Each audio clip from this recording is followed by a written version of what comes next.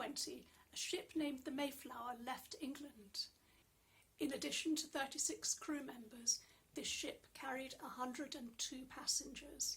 They were separatists, merchants, their families, their servants, and their apprentices, all seeking a fresh start in the New World. This much is well known. What's perhaps less widely known is that some of the passengers travelled with books of music, along with a few musical instruments.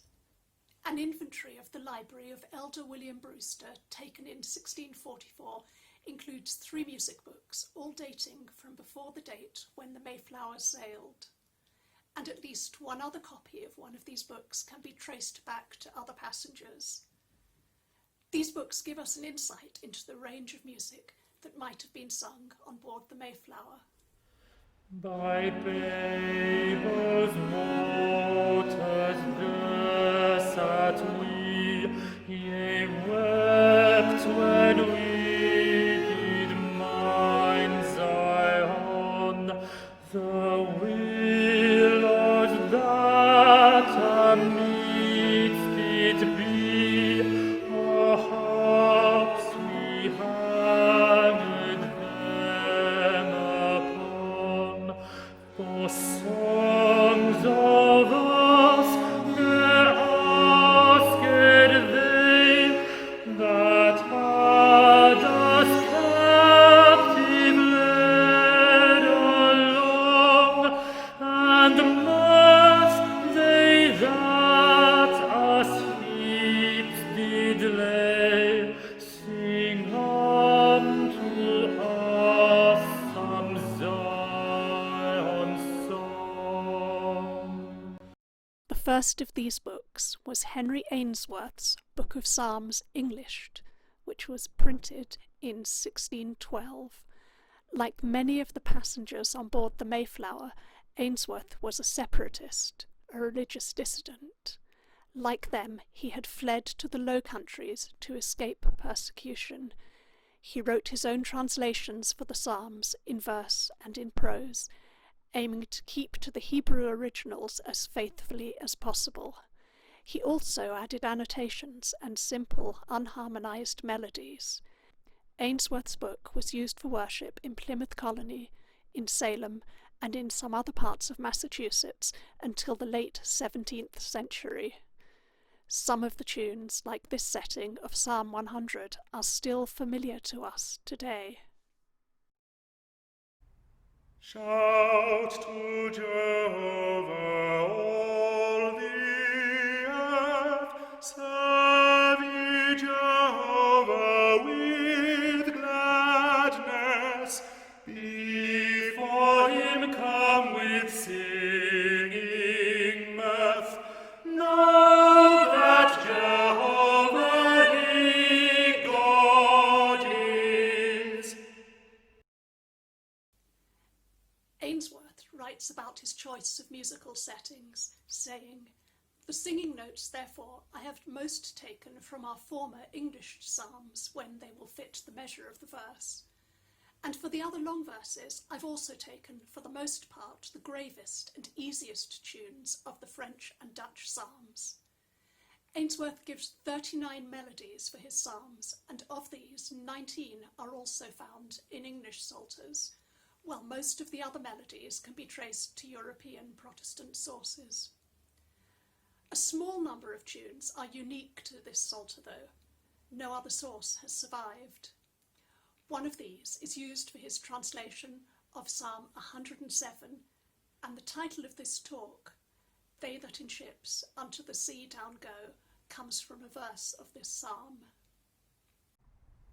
They that in ships unto the sea down go, that in the many waters labour do, they see Jehovah's operations, and in the deep his wondrous actions. For he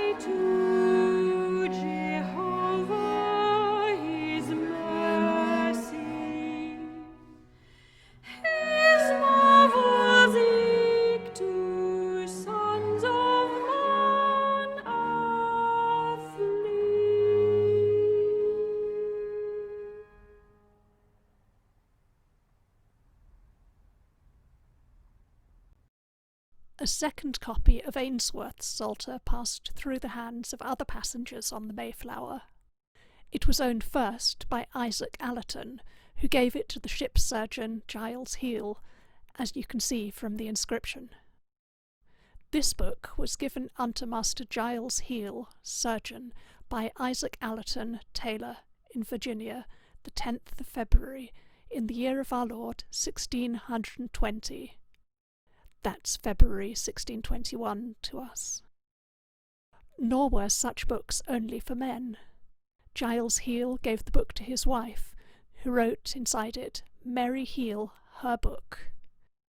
The book itself survives and is now held in the Library of Virginia, where it is bound together with the 1617 volume of Ainsworth's Annotations on the Psalms. O Lord, turn not away thy face from him that lieth prostrate, lamenting sore his sinful life before thy mercy gate. Which gate thou open'st wide to those that do lament their sin. Shut not that gate against me, Lord, but let me enter in. The second book of music carried on the Mayflower was another psalter, Richard Allison's The Psalms of David in Metre, the plain song being the common tune to be sung and played upon the lute, ortharion, cittern or bass viol, severally or all together, the singing part to be either tenor or treble to the instrument, according to the nature of the voice, or for four voices. Like many of the music books of the time, it's laid out in the table book format that was so popular for domestic music making. The book would be placed on a flat surface so that the singers and musicians could sit around it and sing or play from different ends. In contrast to Ainsworth's single-line settings, the music in this psalter is more elaborate. It's harmonised for four voices, or instruments as the title suggests, and lute and cittern tablature is also printed for each psalm.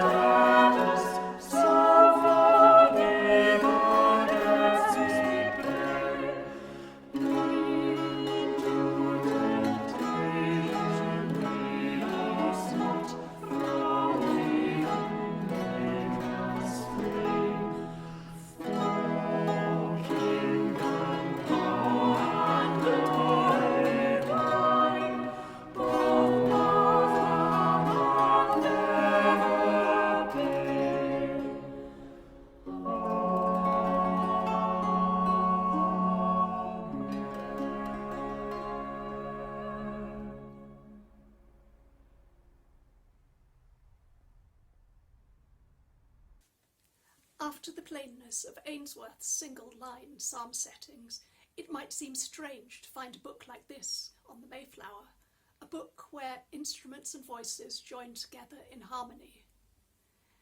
It's worth remembering, though, that what we think of as a Puritan disdain for music was not shared by all, particularly not at this early stage, and that the separatists themselves were known for combining instruments and voices together and for enjoying music.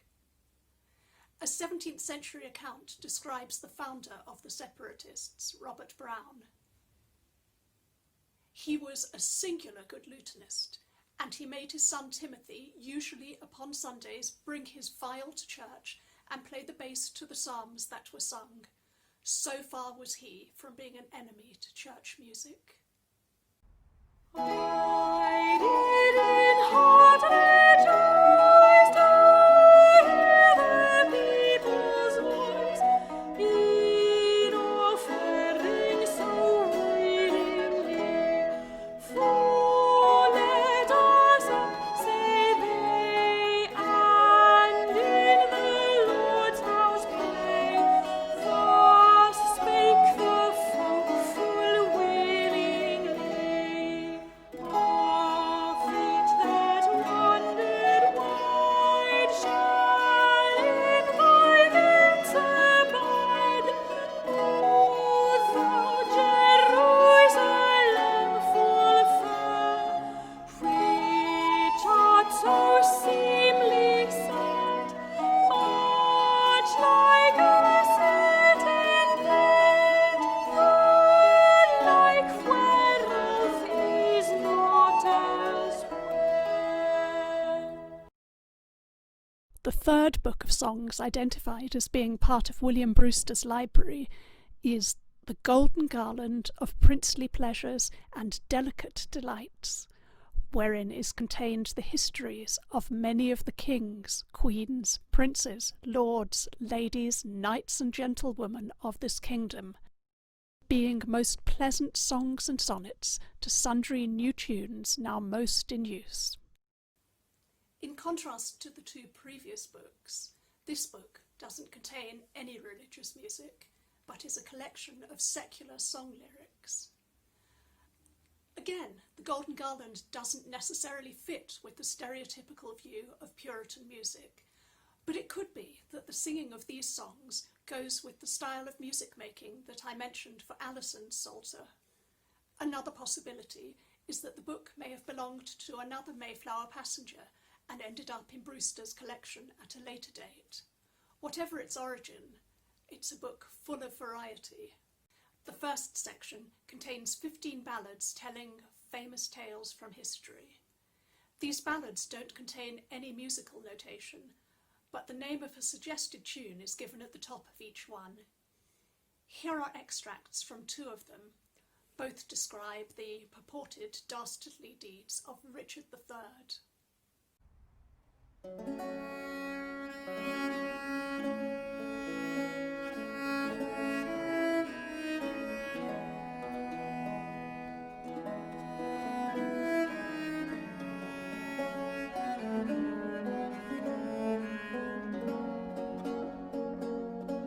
In England once there reigned a king, a tyrant fierce and fell, who for to gain himself a crown gave sure his soul to hell. King Richard was that tyrant's name, the worst of all the three, that wrought such deeds of deadly dole that worser could not be. With those right noble princes twain, King Edward's children dear, because to England's royal crown he thought them both too near. Edward the Fifth, the prince was called by name, who by succession did the title gain. A prudent prince whose wisdom did excel, which made his uncle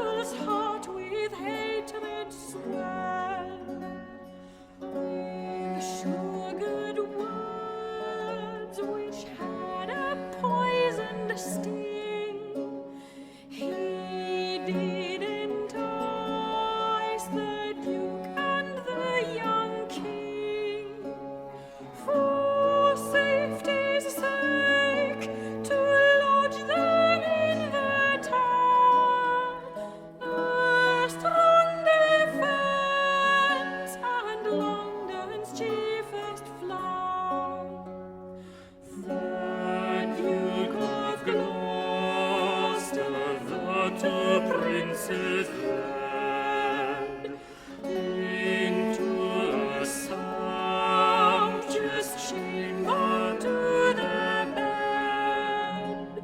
Sweet slumbering sleep, the closing of their eyes, each folded in each other's sounding voice. At midnight then, when all things they were hushed, these bloody slaves into the chamber crushed, and presently did wrap them in the clothes, and stopped their harmless breath with the pillows. When, as the murderers saw that they were dead, they took their bodies forth the cursed bed, and then they buried these same little ones at the stair-foot under a heap of stones. The second part of Johnson's Golden Garland contains 14 songs and gives a fascinating view into the range of songs that were popular at the time. Like the first volume, this section consists of song lyrics without any actual musical notation, and again there are ballads with tune indications. There are also a number of poems with pastoral titles, and on closer examination, these turn out to be the lyrics of some of the greatest lute songs of the time. As an example, here's a song called The Shepherd's Pipe. It's better known from John Dowland's first book of airs, under the title of Sleep Wayward Thoughts. Sleep, wayward thoughts, and rest you with my love. Let not my love be with thy love diseased. Touch not proud hands, lest you her anger move, but pine you with my longings long displeased. Thus while she sleeps, I sorrow for her sake.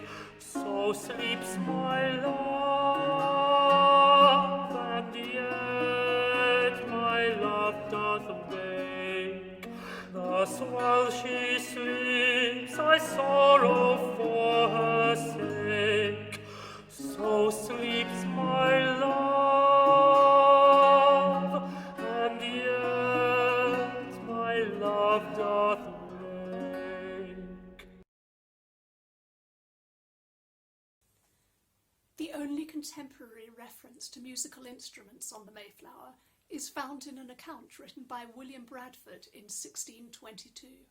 He describes an encounter between the settlers and the Wampanoag, saying, "Then instantly came our governor with drum and trumpet after him." Bradford also writes that the native people marvelled much at our trumpet, and some had a go at playing it. They would sound it as well as they could. This trumpet and drum must have been carried on board ship. Tobacco, tobacco, sing sweetly for tobacco. Tobacco is like love. Oh, love it. For you see, I will approve it. Love maketh lean the fat man's tume, so doth tobacco. Love still dries up the wanton humour, so doth tobacco. makes men sail from shore to shore, so doth tobacco. 'Tis fond love often makes men poor, so doth tobacco.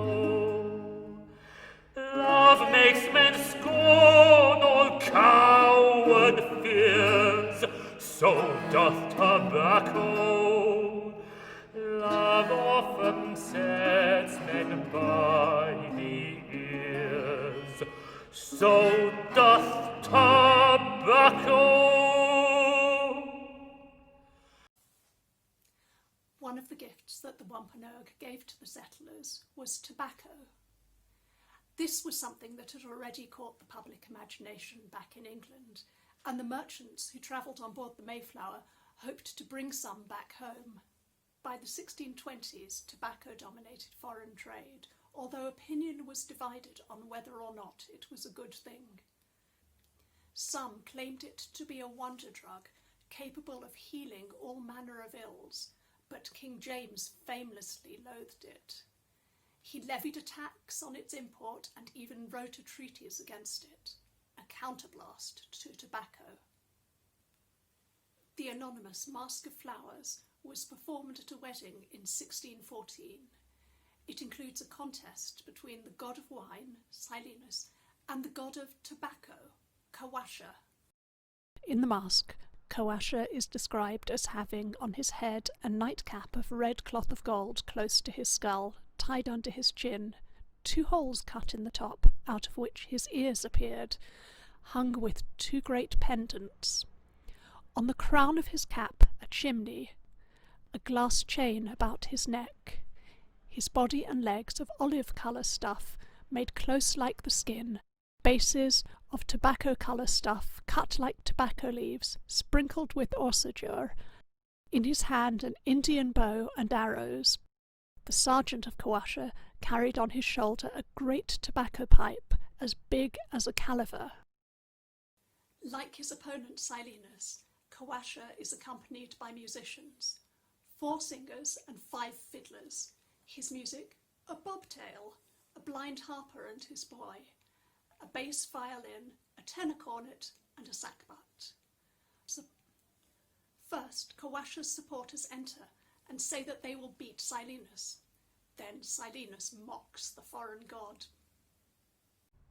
A-hey, a-hey, a-hey for under ho, a-hey for under ho. We'll make Silene fall down and cast him in a sound to see my men of fire, of fire, of fire, of fire, of snapping, thumping, smoke and fire like hell dragon.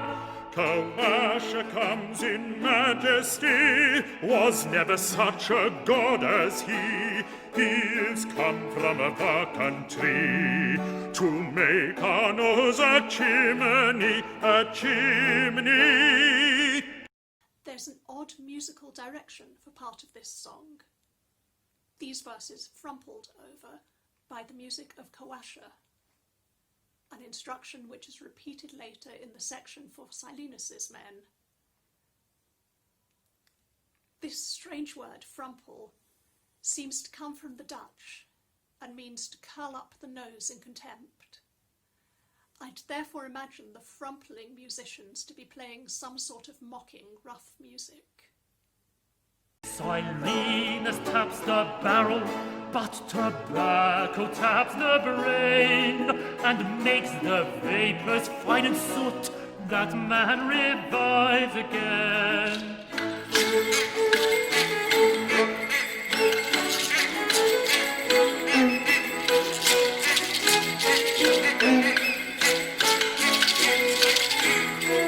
Nothing but fumigation doth chase away your scribes. Kawasha and his nation found out these holy rites.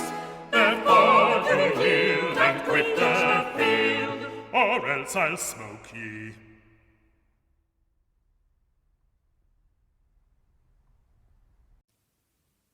These songs about tobacco give us some idea of how the New World was perceived back in England.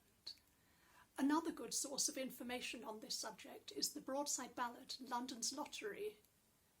This also addresses how such costly voyages to the New World were funded. People of all estates, citizens, farmers, knights, gallants, poor widows, young women hoping to be married, they are all encouraged in jingoistic fashion to do their patriotic duty and buy into the lottery.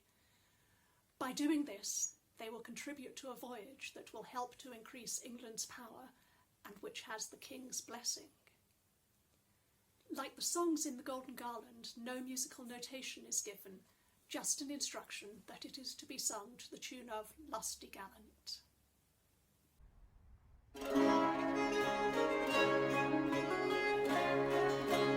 London's Lottery, with an encouragement to the furtherance thereof for the good of Virginia, and the benefit of this our native country, wishing good fortune to all that venture in the same, to the tune of Lusty Gallant.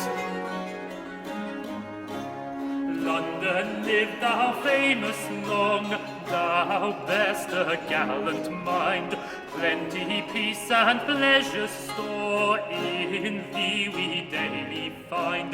The merchants of Virginia now hath nobly took in hand the bravest golden lottery that e'er was in this land. It is to plunder a kingdom sure, where savage people dwell. God will favour Christians still, and like the purpose well. Take courage then with willingness, let hands and hearts agree. A braver enterprise than this, I think, can never be. Come, knights! Come, gallant gentlemen, put in your ventures all. Let nothing daunt your willing minds, good fortune may befall. Methinks I see great numbers flock, and bring in fast their coin, and tradesmen how in loving sort their monies all do join. You maids that have but portions small, to gain your marriage friend, cast in your lots with willing hand. God may good fortune send you widows and you wedded wives, one little substance try.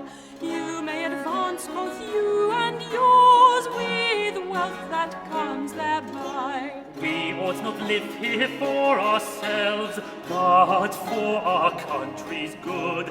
And country's good, it is well known, long hath this purpose stood. For first when Queen Elizabeth ill so much renowned, this land's now called Virginia, by Englishmen was found. Who knows not England once was like a wilderness and savage place, till government and use of men that wildness did deface. And so Virginia may in time be made like England now, where long-loved peace and plenty both sit smiling on her brow. Our King the Lord full long preserve the cause of all this pleasure, the Queen, the Prince, and all his seed, with days of longest measure, and that Virginia may well prove a land of rich increase, and the Hume's government thereof good God let never cease.